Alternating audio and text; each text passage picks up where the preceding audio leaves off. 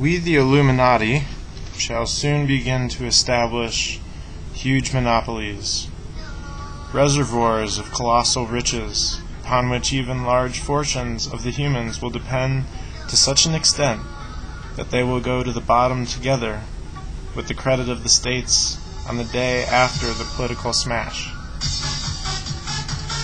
You gentlemen here present, who are economists, just strike an estimate of the significance of this combination. In every possible way, we must develop the significance of our super-government by representing it as the protector and benefactor of all those who voluntarily submit to us. The aristocracy of the humans, as a political force, is dead. We need not take it into account.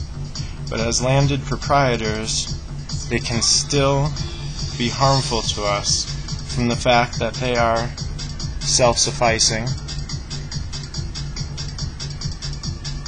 in the resources upon which they live. It is essential, therefore, for us, at whatever cost, to deprive them of their land. This object will be best attained by increasing the burdens upon land property and loading lands with debt. These measures will check landholding and keep it in a state of humble and unconditional submission. The aristocrats of the humans, being hereditarily incapable of contenting themselves with little, will rapidly burn up and fizzle out. At the same time, we must intensively patronize trade and industry, but first and foremost speculation, the part played by which is to provide a counterpoise to industry. The absence of speculative industry will multiply capital in private hands and will serve to restore agriculture by freeing the land from indebtedness to the land banks.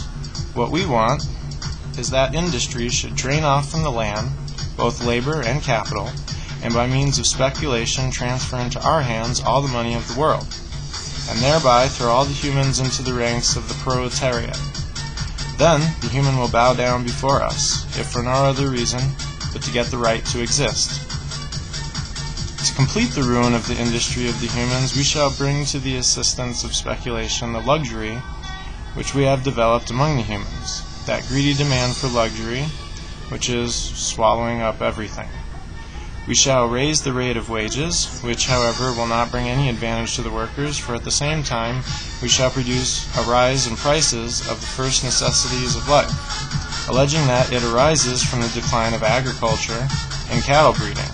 We shall further undermine artfully and deeply sources of production by accustoming the workers to anarchy, and by further undermine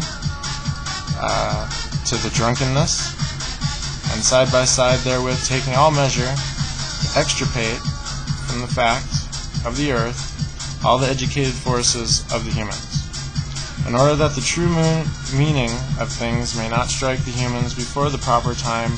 We shall mask it under an alleged ardent desire to serve the working classes and the great principles of political economy about which our economic theories are carrying on at an energetic propaganda. The intensification of armaments, the increase of police forces are all essential for the completion of the aforementioned plans.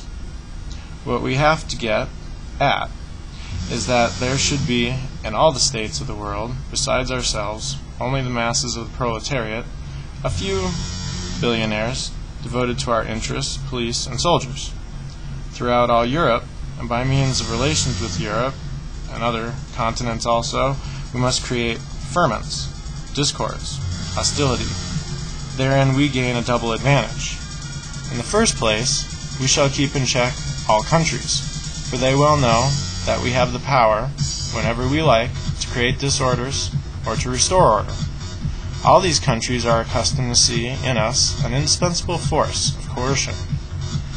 In the second place, by our intrigues, we shall tangle up all the threads which we have stretched into the cabinets of all states by means of political, by economic treaties, or loan obligations.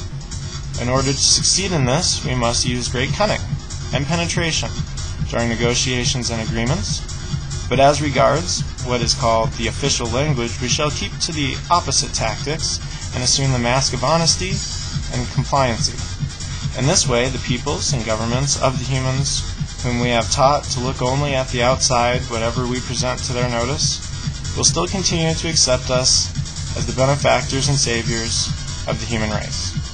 We must be in a position to respond to every act of opposition by war with the neighbors of that country which dares to oppose us, but if these neighbors should also venture to stand collectively together against us, then we must offer resistance by a universal war. The principal factor of success in the political is the secrecy of its undertakings. The word should not agree with the deeds of the diplomat.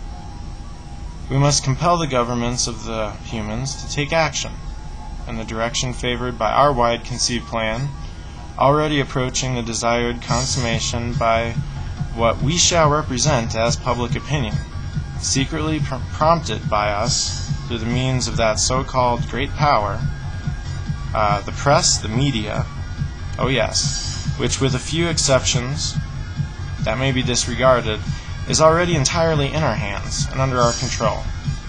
In a word, to sum up our system of keeping the governments of the humans and so forth, especially in Europe and Czech, we shall show our strength to one of them by terrorist attempts and to all. If we allow the possibility of a general rising against us, we shall respond with the guns of America, or China, or Japan.